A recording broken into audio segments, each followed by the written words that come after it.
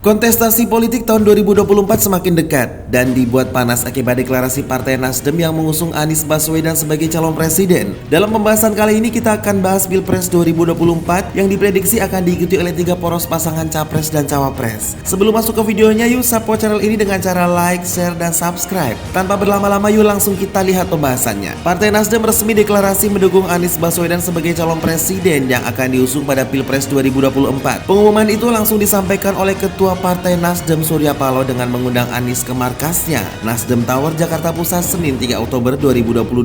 Meski demikian, untuk mulus memajukan Anies pada 2024 mendatang, Nasdem tak bisa sendirian alias harus berkoalisi dengan partai lain. Pasalnya, syarat ambang batas pencalonan presiden yang diatur dalam Undang-Undang Pemilu adalah capres harus diusung oleh 25% suara sah nasional atau pemilik 20% kursi di DPR dari pemilu sebelumnya.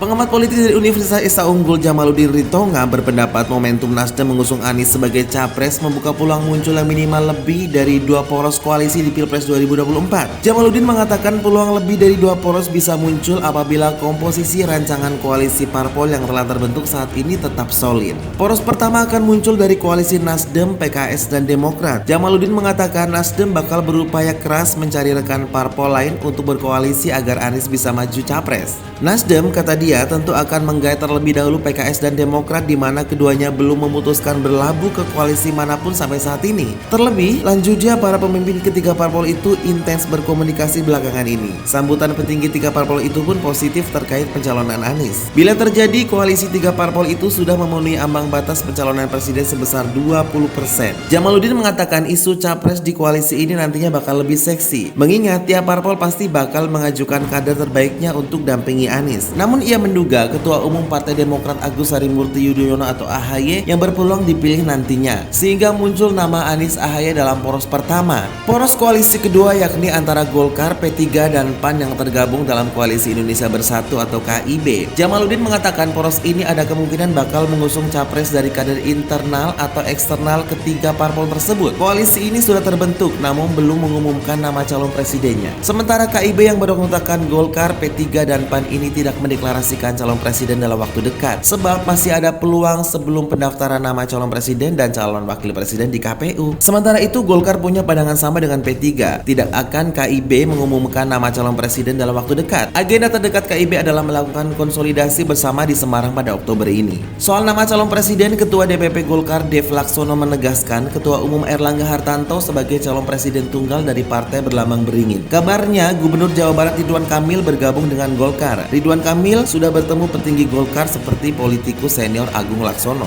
Apakah poros koalisi kedua ini akan mendeklarasikan dan mengusung Erlangga Ridwan Kamil? Patut kita nantikan bersama ya. Sementara itu poros ketiga kemungkinan diisi PKB dan Gerindra. Jamaluddin memperkirakan poros ini menitik beratkan keputusan capres pada sosok Ketua Umum Gerindra Prabowo Subianto dan Ketua Umum PKB Muhaimin Iskandar. Partai Gerindra menegaskan hanya akan mengusung calon tunggal yakni Prabowo Subianto dalam pemilihan presiden 2024 mendatang. Prabowo sebagai Ketua Umum Partai Gerindra memiliki modal kuat untuk kembali bertarung di 2024. Gerindra juga masih perlu mencari pasangan ideal bagi Prabowo. Apakah pasangan tersebut Ketua Umum PKB Muhaimin Iskandar? Menjadi tanda tanya dalam poros ketiga ini. Sementara PDIP sebagai partai pemenang pemilu 2019 memiliki peluang untuk mengusung calon sendirian alias jadi poros tersendiri. Pasalnya hanya PDIP yang memenuhi syarat untuk mengusung kandidat capres sendiri di Pilpres 2024 mendatang. Akan tetapi Jamaluddin mengatakan ada peluang besar PKB, Gerindra, dan PDIP bisa berkoalisi menjadi satu poros. Ini menunjukkan pada safari politik yang dilakukan Ketua PDIP Puan Maharani seperti yang ditugaskan ibunya yakni Ketua Umum PDIP Megawati Soekarno Putri.